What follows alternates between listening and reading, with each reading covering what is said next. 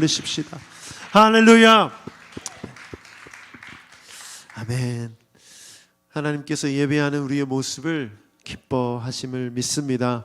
특별히 금요일 밤에 열심히 일하시고 이 밤 예배하기 위해 나오신 여러분들을 더 특별하게 기뻐하시는 줄 믿습니다. 특별히 더 기뻐하십니다. 온라인으로 예배드리는 분들도 주님이 기뻐하시지만 여기 나오신 분들은 더 기뻐하세요. 시간과 장소를 구별하여 예배하는 여러분의 모습을 주님께서 귀하게 보시는 줄 믿습니다. 아멘. 오래전에 우리 함께 했던 우리 소홍자매가 오랜만에 왔어요. 앞에 앉아있는데 박수로 이름만 대도 알만한 큰 대형교회에서 음향 사역자로 수고하고 있는데 오늘 쉬는 날이어서 고향교회 온 것 같이, 물론 이제 완전 모교회는 아니지만 그 다음 교회 함께 와서 예배드리고 있는 모습이 너무 귀합니다. 늘 이제 소홍자매 보면 생각하면 그 목소리가 떠올라요. 찬양하던 모습, 그 목소리. 언제 한번 엔지니어가 아닌 특순자로 한번 저희 교회에 모셨으면 좋겠습니다. 오늘 우리에게 주시는 말씀 베드로전서 1장 1절로 2절까지 말씀 함께 읽겠습니다. 베드로전서 1장 1절부터 2절 두 구절 크게 읽겠습니다. 시작. 예수 그리스도의 사도인 베드로가 본도와 갈라디아와 갑바도기아와 아시아와 비두니아에 흩어져서 사는 나그네들인 택하심을 입은 이들에게 이 편지를 씁니다. 하나님 아버지께서 여러분을 미리 아시고 성령으로 거룩하게 해 주셔서 여러분은 순종하게 되고 예수 그리스도의 핏부림을 받게 되었습니다. 여러분에게 은혜와 평화가 더욱 가득 차기를 빕니다. 아멘. 아멘. 여러분, 신약 성경의 인물들 중에 어떤 분을 제일 좋아하십니까? 많은 분들이 가장 큰 비중을 차지하고 있는 예수님을 제외하고 사도 바울을 좋아할 거예요. 왜냐하면 바울 서신서가 굉장히 많기 때문이죠. 그리고 바울이 우리 기독교 신앙의 믿음을 정리했고 아주 중요한 메시지를 강하게 전했기 때문에 그 큰 영향력을 우리가 받았습니다. 그래서 바울 사도를 많은 분들이 좋아하고 목회자들도 바울 사도를 좋아합니다. 그런데 저는 바울 사도보다는 베드로 사도를 더 좋아합니다. 그 이유는 저랑 비슷한 것 같아서 배신도 좀 하고 거짓말도 좀 하고 다혈질적이고 또 공부도 많이 못했고 저 먼 시골 출신이고 뭐 내세울 것 없는 그런 사람이었죠. 그런데 예수님의 수제자가 됐고 수제자로서 뭐 똑똑하고 멋있고 정말 예수님 닮은 모습보다는 너무나 인간적인 모습, 때로는 신앙이 좋은 모습도 있지만 예수님을 부인하던 모습까지 보인 베드로 사도, 저는 굉장히 좋아합니다. 너무 저랑 닮아서. 너무 이렇게 다르면 뭐 존경은 하지만 이질적이잖아요. 그런데 너무 비슷한 생각이 들어요. 그래서 전부터 베드로전서를 꼭 공부하고 싶다. 특히 우리 새누리교회 성도들과 강단에서 베드로 사도의 이 서신서를 공부하고 싶다는 마음이 늘 있었습니다. 그래서 이번 주부터 금요일마다 베드로전서 후서를 함께 나누려고 합니다. 오늘 베드로전서의 첫 번째 1장 1절부터 2절까지의 말씀을 읽었습니다. 베드로전서는 1절에 바로 예수 그리스도의 사도인 베드로가 이렇게 시작합니다. 너무나 분명히 베드로가 쓴 편지라는 것을 잘 알려주고 있죠. 그런데 이 편지를 받는 사람들은 본도와 갈라디아와 갑바도기아와 아시아와 비두니아에 흩어져 사는 나그네이들, 이 지역은 소아시아라고 불리는 터키 지방 아시죠? 터키 지방, 큰 지방, 거기에 있는 교회들을 향한 편지였습니다. 즉 베드로가 초대교회에 주는 메시지인 것이죠. 그런데 이 메시지에 정말 독특한, 베드로만 말하는 독특한 단어가 나옵니다. 바울 사도는 잘 사용하지 않았어요. 바울 사도는 사용하지 않은 독특한 단어를 써서 그리스도인들의 어떤 정체성을 말해주고 있습니다. 그 단어가 무엇이냐? 바로 나그네라는 단어입니다. 나그네. 베드로 사도가 나그네라는 단어를 쓰고 있어요. 1절 말씀 한번 읽어볼까요? 다시 한번 1절만 시작. 예수 그리스도의 사도인 베드로가 본도와 갈라디아와 갑바도기아와 아시아와 비두니아에 흩어져 사는 나그네들인 택하심을 입은 이들에게 이 편지를 씁니다. 여러분, 우리의 정체성을 말해주는 단어들 여러 가지가 있죠. 저는 이제 남자, 또 아버지, 남편, 또 교회에선 목사, 이런 저를 규정해주는, 정체성을 말해주는 단어들이 많이 가지고 있습니다. 그래서 그 단어에 맞게 살아가는 거죠. 이 말은 뭐냐면 그 단어는, 내가 가지고 있는 이 명사는, 나를 말해주는, 정체성을 말해주는 명사는 나의 삶의 방향을 말해주는 거죠. 아버지는 희생하는 사람이죠. 자녀들을 위해서. 또 아내를 기쁘게 해주는 일을 위해 열심히 노력해야 되는 사람이죠. 믿으십니까? 남편들? 왜 아멘 안 하십니까? 유명한 미국의 속담이 있죠. 해피 와이프, 해피 라이프. 이 말 못 들어보셨어요? 아내가 행복해야 삶이 행복하다. 네. 아주 유명한 속담입니다. 꼭 마음에 새기시기를 바랍니다. 우리 남편들만 아멘. 아멘. 네. 우리가 어떤 단어를 말할 때 그 단어 안에는 정체성을 갖고 있죠. 그래서 성경 읽다 보면 예수님께서 우리를 향해 제자, 또 자녀, 백성, 이런 정체성을 많이 말씀해 주셨어요. 그 중에 하나가, 우리가 기억해야 될 단어들 중에 하나가 그리스도인이죠. 그리스도인. 우리가 크리스찬, 그리스도인, 이 말은 그리스도인이라는 단어를 통해서 어떤 삶의 모습을 가지고 살아야 되는지를 보여주는 거죠. 너무나 유명한 말씀이죠. 사도행전 11장 26절을 보면 안디옥에서 처음 그리스도인이라는 이름, 별명이 불렸던 거죠. 그 당시의 맥락을 보면 이런 거예요. 여러분, 스토아 학파라는 말 들어보셨어요? 그리스 철학의 학파죠.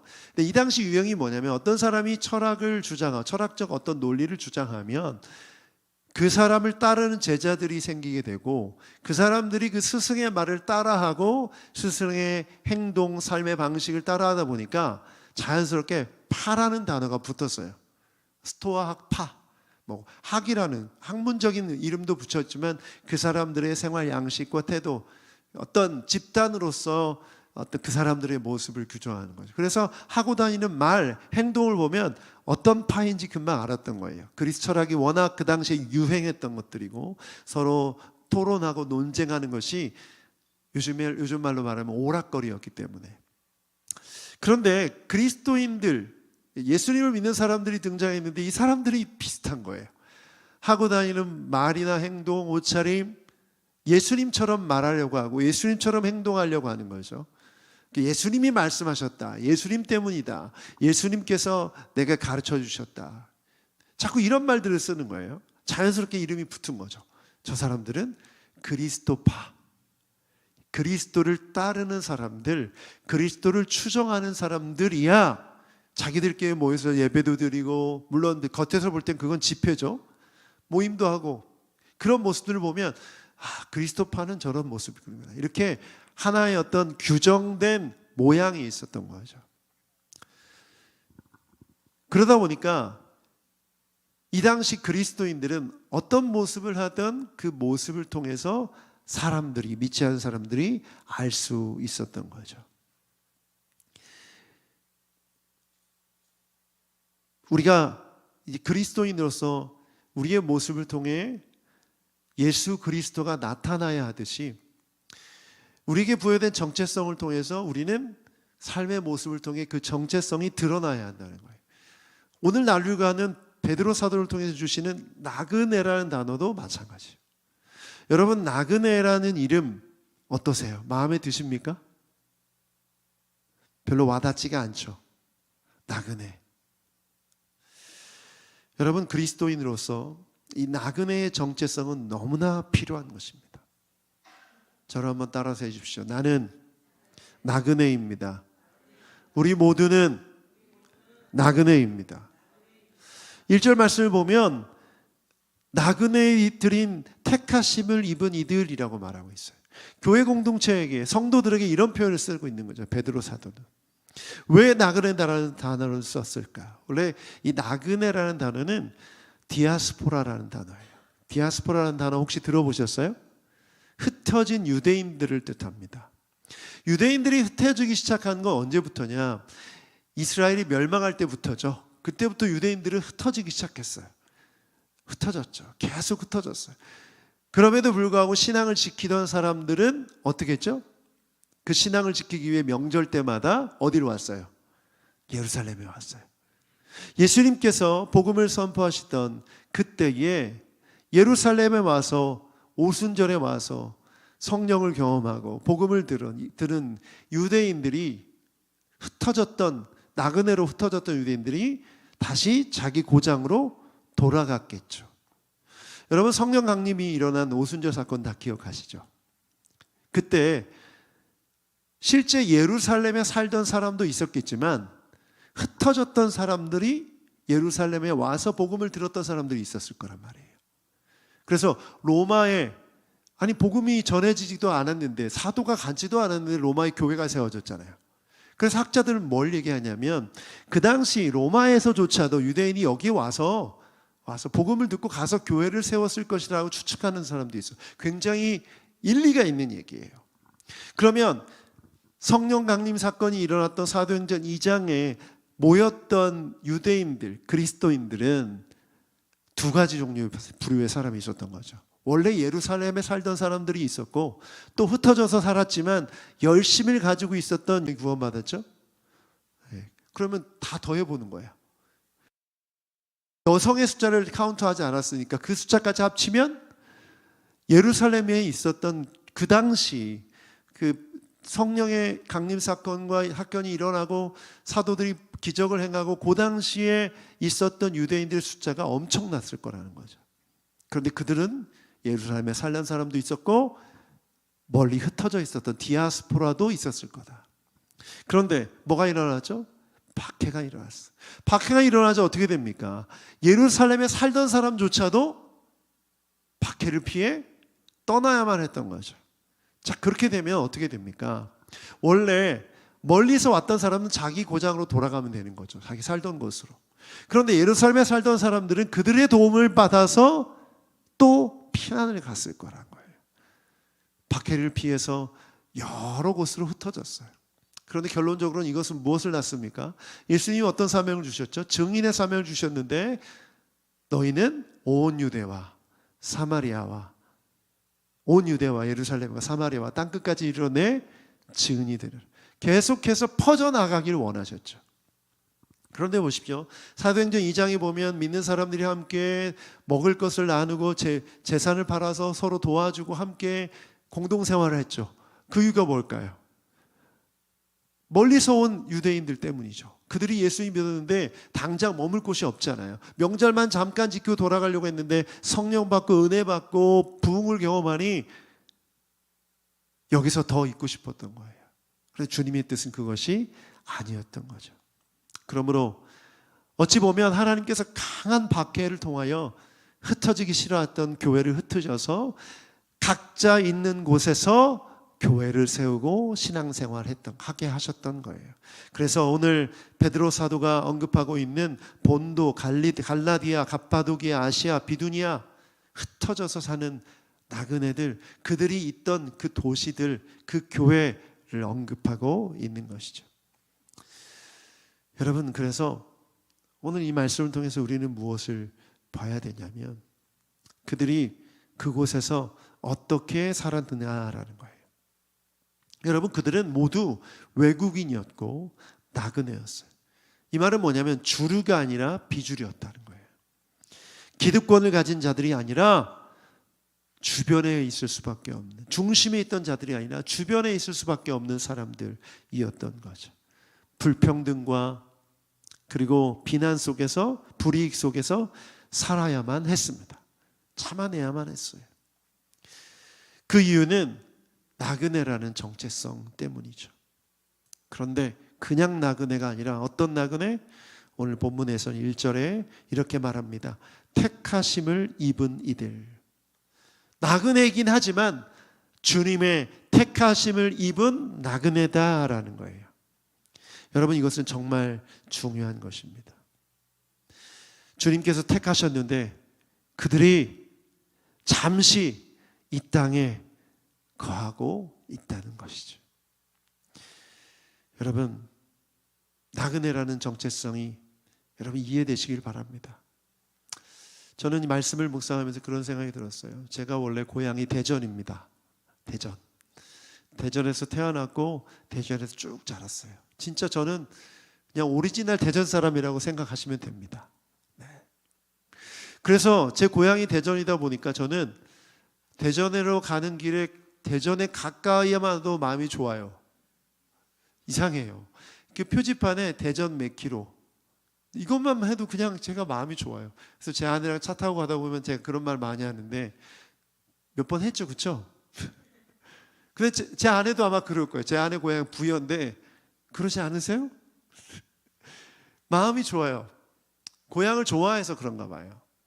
그러니까 여기서 이 서울이라는 도시에 살고 있지만 모두가 다 살고 싶어하는 곳에, 대한민국의 최고의 도시에 살고 있지만 여기가 내 고향은 아니기 때문에 늘 항상 고향에 가면 더 마음이 좋아요.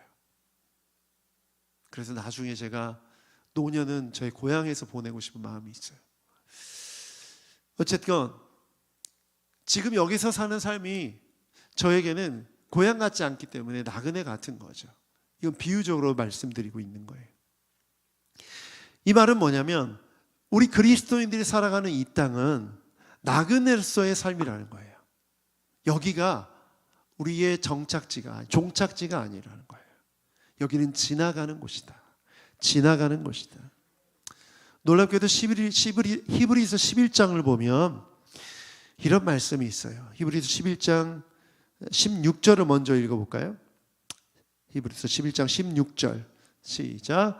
그러나 사실은 그들은 더 좋은 곳을 동경하고 있었던 것입니다. 그것은 곧 하늘의 고향입니다. 그래서 하나님께서는 그들의 하나님이라고 불리는 것을 부끄러워하지 않으시고 그들을 위하여 한 도시를 마련해 주셨습니다. 여러분, 여기 보면 하늘의 고향이라고 말해요. 하늘의 고향은 하나님께서 준비해 둔 도시인데 이 도시는 누구에게 허락된 곳이냐? 히브리서 11장 12절을 보면 같이 한번 읽어보죠. 히브리서 11장 12절 시작. 그래서 죽은 사람이나 다름없는 한 사람에게서 하늘의 별과 같이 많고 바닷가의 모래와 같이 셀 수 없는 많은 자손이 태어나게 되었습니다. 여기 죽은 사람이나 다름없는 한 사람 누굽니까? 아브라함이죠. 여러분, 바울 사도는 뭐라고 했죠? 우리는 믿음으로 누구의 자손이 되었다? 아브라함의 자손이 되었다. 처음 들어보십니까? 주여. 자, 아멘 하시면 됩니다. 우리는 예수 그리스도를 통하여 아브라함의 자손이 된 줄 믿습니다. 아브라함이 본 하늘에 셀 수 없는 별, 바다의 모래 같은, 수많은 모래 같은 자손이 누구냐? 바로 우리예요. 여러분이에요. 그런데 우리에게 본향, 하늘에 있는 고향이 있는데 그 고향은 하나님이 세우신 도시라는 거죠. 그러니까 지금 우리의 고향은 대전이 아니에요. 부여도 아니고 여러분이 온 고향이 아니라는 거예요. 우리의 고향 어디예요? 하나님의 나라, 하늘. 그러므로 나그네라는 정체성은 너무나 중요한 거예요. 베드로 사도는 그것을 강조하고 있는 거죠. 그런데 그 고향은, 그 본향은 누구만 갈 수 있습니까? 택하심을 받은 사람들, 구원받은 사람들만 갈 수 있는 곳인 줄 믿습니다. 자, 그렇다면 이 나그네의 정체성을 가지면 이 땅에 대해서 어떤 마음으로 살아가야 돼요? 따라합시다. 이 또한 지나가리라. 여기가 정착지가 아니라 지나가리라.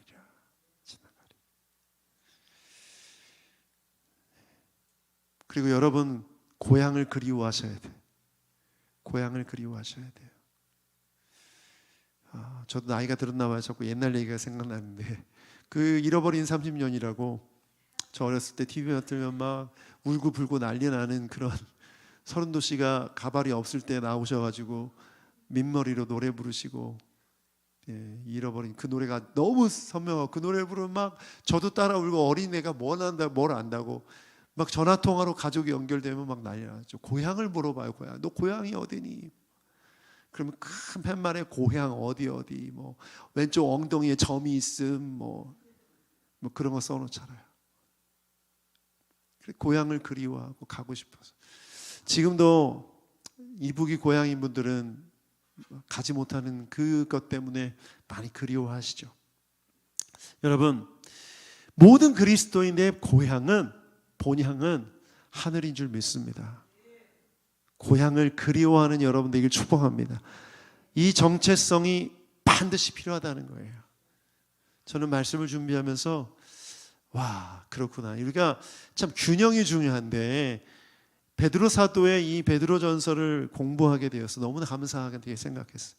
그런데 이걸 놓치면 너무나 안타깝잖아요. 여러분, 택하심을 받은 나그네로서 살아가는 여러분 되기를 축복합니다. 두 번째는 나그네들에게는 반드시 필요한 게 있어요. 그게 뭐냐? 은혜와 평화가 필요합니다. 은혜와 평화가 필요합니다. 오늘 2절 말씀 함께 읽어볼까요? 오늘 베드로전서 1장 2절 시작. 하나님 아버지께서 여러분을 미리 아시고 성령으로 거룩하게 해주셔서 여러분은 순종하게 되고 예수 그리스도의 핏부림을 받게 되었습니다. 여러분에게 은혜와 평화가 더욱 가득 차기를 빕니다. 아멘. 아멘. 우리가 이걸 생각해 봐요. 그 당시 초대교회 성도들은 이방인으로서, 외국인으로서, 소수로서, 비주류로서, 주변인으로서 살아간 삶이 얼마나 힘들고 고됐을까요? 무시당하고 차별당하고 핍박받는 삶이 반복되고 그것이 자기뿐만 아니라 자기 자손에게도 이어진다면 얼마나 억울하고 화가 나겠습니까? 그럼에도 불구하고 성도들은 참아냈습니다. 견뎌냈어요. 아니, 참아낼 수 있었습니다. 자기 의지로 견뎌낸 게 아니라 주님이 주시는 뭐가 은혜와 평강이 있었기 때문에. 그래서 악을 악으로 갚을지 않고 악을 선으로 갚을 수가 있었어요. 데살로니가서 5장 15절 말씀을 보면 이렇게 기록되어 있죠. 함께 읽어보죠. 시작. 아무도 악을 갚지 말고 도리어 서로에게 모든 사람에게 항상 좋은 일을 하려고 애쓰십시오. 아니, 비주류인데 핍박당하는데 불이익을 당하는데 그 상황에서 선한 행실을 보이라는 거예요. 착하게 대하라는 거예요. 악을 악으로 갚지 말라는 거예요. 복수하지 말라는 거예요. 어떻게 이렇게 할 수가 있습니까? 어떻게 이렇게 할 수 있습니까? 바로 우리 모두는 은혜와 평강을 받는 자들이기 때문입니다. 여러분, 이 택하심을 입었다는 단어를 베드로 사도는 이렇게 말하고 있어요. 2절을 보면 같이 한번 2절 말씀 한 번 더 읽어보죠. 시작. 하나님 아버지께서 여러분을 미리 아시고 성령으로 거룩하게 해주셔서 여러분은 순종하게 되고 예수 그리스도의 핏부림을 받게 되었습니다. 여기까지 읽어보죠. 여러분, 구원이 무엇인가? 구원은 성령으로 거룩하게 되는 것입니다. 구원은 순종하게 됨으로 예수 그리스도의 핏부림을 통해서 정결케 되는 것인 줄 믿습니다. 여러분, 예수 그리스도의 피를 뿌렸다. 이 말의 의미를 잘 생각해 보셔야 돼요. 여러분, 구약 성경에 보면 피를 어디에다 뿌립니까? 제사장에게 뿌려요. 제사장을 정결케 할 때. 뿌린다는 표현은 바르죠. 발라요.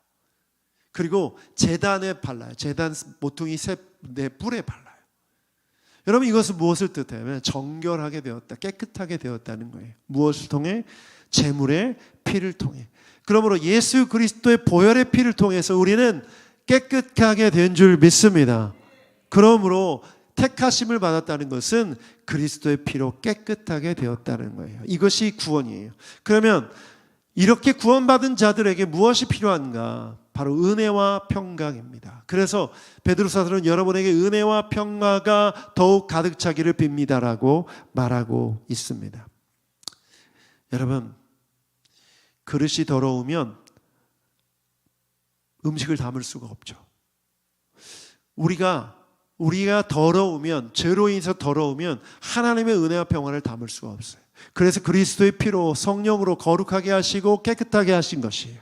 그렇다면 이제 하나님의 좋은 것, 은혜와 평안을 우리 가운데 담아야 하는 것이죠. 그러면 어떻게 담을 수 있는가? 저는 베드로 사도의 표현에 주목하고 싶어요.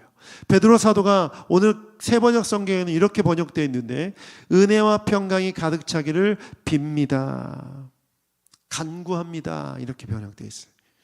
그런데 여러분, 이 번역에 좀 아쉬움이 있습니다.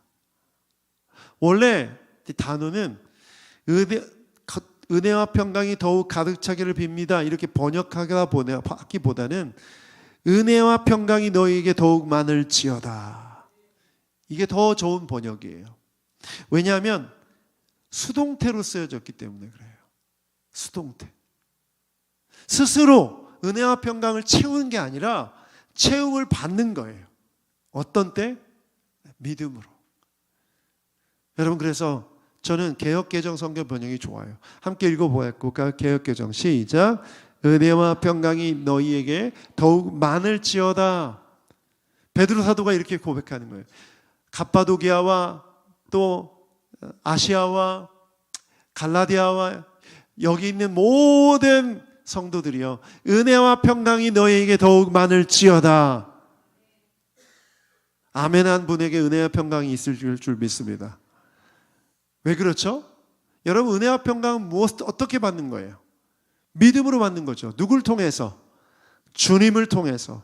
주님이 은혜와 평강을 주시는 줄 믿습니다.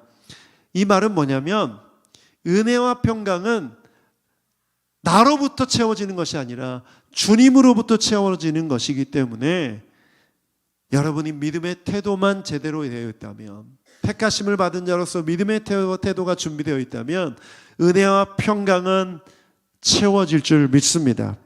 그러면 나그네의 삶을 잘 살아갈 수가 있어요.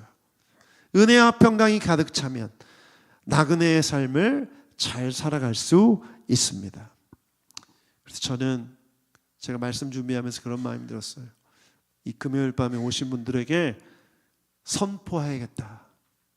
베드로 사도처럼 선포하고 싶다. 그것이 목회자인 저에게 주신 특권이자 권위인 줄 믿습니다. 사랑하는 이 금요일에 예배 드리러 오신, 특별히 이 자리에 오신 여러분에게 하나님으로부터 오는 은혜와 평강이 많을지어다, 넘칠지어다, 흘러넘칠지어다. 아멘.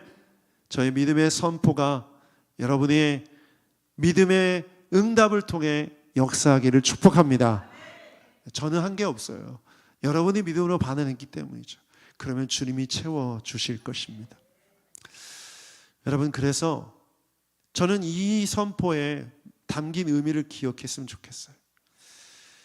이 담긴 의미를 기억할 때 여러분이 믿음으로 주님께 나오면 체험을 받는다는 거죠. 마치 기름이 떨어진 자동차가 주유소에 가면 체험을 받듯이 이 땅을 살아가는 나그네로 살아가는 여러분이 자꾸 헛된 생각이 들고 흔들리고 지치고 넘어지고 쓰러질 때마다 여러분 안에 채워지는 은혜와 평강으로 다시 일어서고 곧게 서고 하나님을 향해 나아갈 수 있는 여러분이 되길 축복합니다.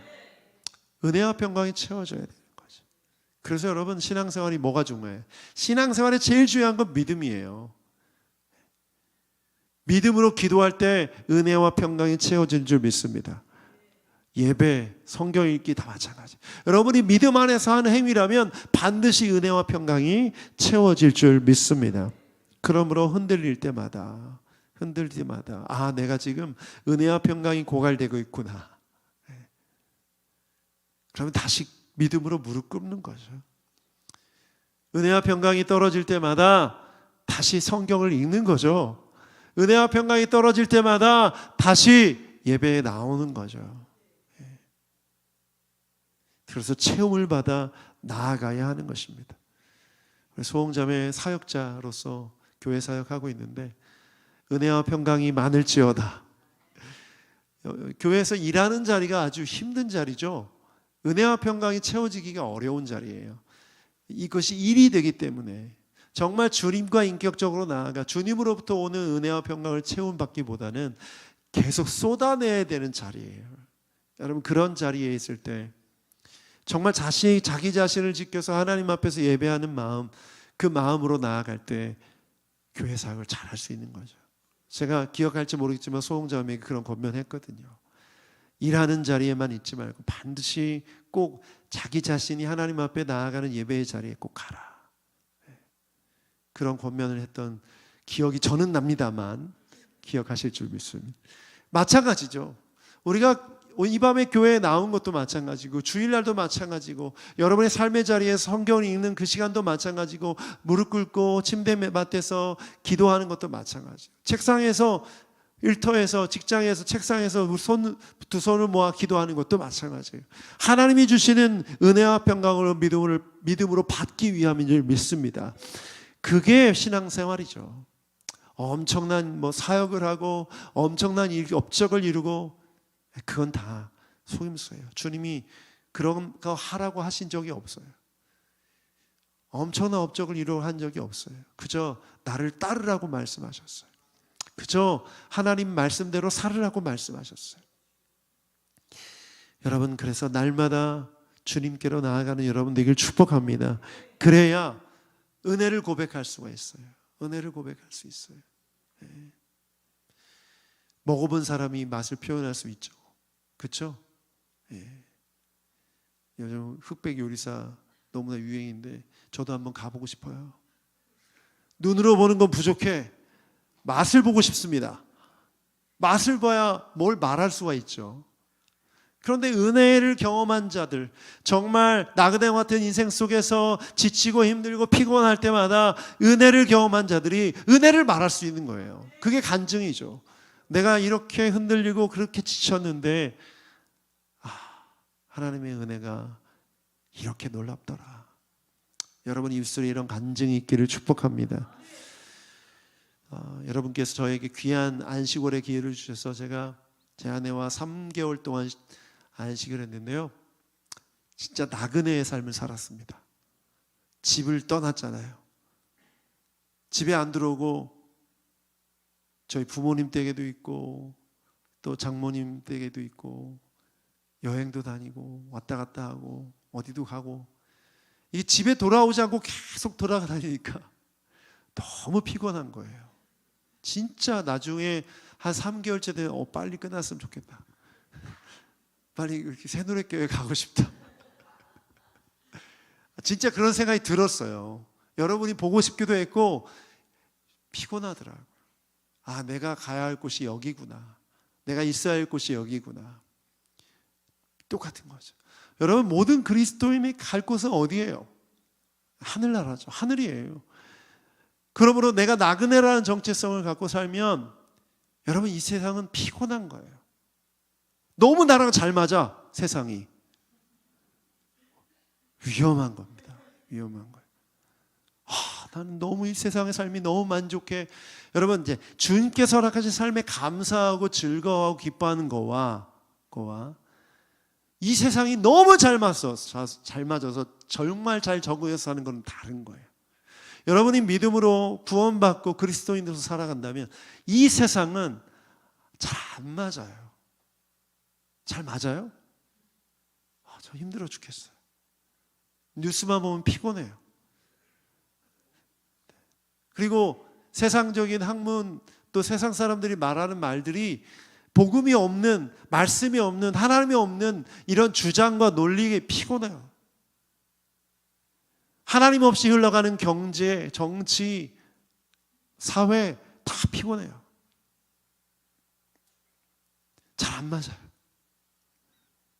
여러분 곰곰이 생각해 보세요. 세상이 아름답고 사람들도 좋고 다 좋은데 정말 하늘나라와 비교할 수 있을까? 정말 그 하늘나라를 사모하는가? 여러분 우리나라 그리스도인들이 정말 핍박을 받고 힘들 때는 진짜 하늘을 사모했어요. 제가 전에도 말씀드렸잖아요.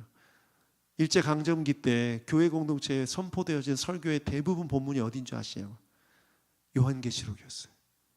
요한계시록. 주여 속히 오시옵소서. 정말 하늘을 갈망했던 거예요. 여러분, 흑인 연가라고 부르는 가스펠 복음이 있죠. 근데 그 가스펠이 언제까지인 줄 아세요? 흑인들이 노예로 살 때까지예요. 그들이 해방돼서 이제는 잘 먹고 잘 살고 잘 살게 되었을 때 더 이상 가스펠 부르지 않아요. 이제는 재즈를 하죠. 재즈. 재즈 안에 복음이 있어요. 재즈 안에 하늘 소망이 있어요. 여러분, 우리가 찬송가를 보면 흑인 연가들은 대부분 다 무슨 가사가 있어요? 천국, 예수님 다시 오신 재림. 그 가사를 보면 너무나 간절히 그 나라를 사모해요. 왜냐하면 세상이 힘드니까. 그래서 우리가 믿음을 가지고 살아가는 신앙생활을 하면서 한번 생각해 봐요. 너무 세상에 잘 맞아. 음식도 잘 맞고, 내가 누리는 삶도, 내 직업도 괜찮고, 내 관계도 좋고, 나는 이제 더할 나이가 없어. 이렇게 100년, 200년 살았으면 좋겠어. 주여, 이거 정말 위험한 거예요. 그 사람의 신앙이 지금 온전한지를 점검해 봐야 되는 거죠. 여러분, 진짜 믿음을 갖고 살면 이 세상은 불편한 곳이에요. 힘든 곳이에요. 손가락질 당하고 비웃음 당할 수 있는 곳이에요. 어찌 보면 차별당할 수밖에 없어요. 여러분, 지금 포괄적 차별금지법 때문에 난리죠? 여러분, 이 세상이 점점 악해져 갑니까? 선해져 갑니까? 성경을 보면 점점 악해져 가는 것이 맞습니까? 아니면 선해져 가는 것이 맞습니까? 여러분, 성경을 잘 보셔야 돼요. 성경은 인간은 점점 타락해서 악해져 가고 마지막 때에 예수님께서 오세요. 맞죠? 그러면 악해져 가는 세상을 우리가 돌이킬 수 있습니까? 불가능해요. 이건 굉장히 위험한 생각이에요. 무서운 생각이에요. 그걸 인간이 하나님의 그 역사하심과 그 흐름을 막을 수는 없는 거예요. 하나님이 하시면 몰라도. 그렇다면 무엇을 우리가 기억해야 돼요? 이 죄 많은 세상을 살아가면서 악을 향해 가는 이 세상 속에서 살아가는 삶이 평안하고 기쁘고 즐겁고 너무 잘 맞고 나는 세상이 너무 좋아? 이건 정말 위험한 생각이고 그리스도인으로서 나그네로서의 정체성이 전혀 없는 것이죠. 그래서 여러분, 믿음을 갖고 사는 삶의 불편함을 받아들이셔야 돼요. 당연하다 여기셔야 돼요. 불편함이 사라지면 그것이 문제입니다. 아주 유명한 예화가 있죠. 요한 웨슬레가 복음을 증거하고 돌아다니는데, 말씀을 전하고 막 돌아다니는데 어느 날부터 자기를 향한 핍박이 없다는 거예요. 세상이 자기를 미워하지 않는다는 거죠. 이거 안 되겠다. 그래서 말에서 내려서 막 소리지면서 주님, 내가 잘못했습니다. 막 회개하고 소리치면서 막 기도하는데 돌이 날라와서 머리에 딱 맞았어요. 너무나 시끄러워서 동네 사람이 돌을 던진 거예요. 조용하라고. 주님 감사합니다. 이제 내가 지금 핍박을 당하고 있군요. 벌떡 일어나서 말을 타고 다시 또 갔다는, 지어낸 얘기인지 실화인지 모르겠지만 그런 얘기가 있죠. 여러분, 지금 우리가 사는 세상 속에서 여러분이 지금 무엇을 느끼면서 생각해 보십시오. 내가 느끼는 결핍과 내가 느끼는 불만족과 내가 느끼는 이 불편함이 하나님의 말씀 때문에 살아가는, 하나님의 뜻 가운데 살아가는 삶 때문인지, 아니면 더 세상적으로 살고 싶은데 내 욕망과 내 뜻을 이루지 못해서 오는 불편함과 그 짜증과 분노인지, 여러분 이걸 돌아봐야 돼요. 여러분, 우리는 나그네입니다. 고향으로 가고 있어요. 고달플 수밖에 없고 힘들 수밖에 없어요. 여러분, 이 정체성을 반드시 기억하고 살아가는 여러분 되길 축복합니다. 그런 사람들을 우리 주님께서 붙들어 주십니다. 은혜와 평강을 채워 주십니다. 오늘 예배의 첫 번째 불렀던 찬양이 너무 좋아요. 그 찬양 함께 불렀으면 좋겠는데요. 제가 요즘 혼자 이렇게 있을 때 찬양을 부르면 눈물이 많이 나요. 왜 이렇게 눈물이 많아졌나 보니까 갱년기라서 그런 게 아니라 실제 갱년기라는 걸 좀 느끼는데, 제가 요즘 나그네의 삶인 것 같아요. 고달파요. 힘들어요. 인생을 허락하신 하나님께 너무나 감사하지만 피곤한 삶이에요, 사실. 그렇죠. 각자 뭐 이유는 다르지만 어떤 문제인지 다 제가 다 알 수는 없지만 이 피곤한 삶, 하늘 소망 가질 때, 나그네임을 기억할 때 우리 주님께서 은혜와 평강을 주심으로, 붙들어 주심으로 이겨낼 수 있는 줄 믿습니다.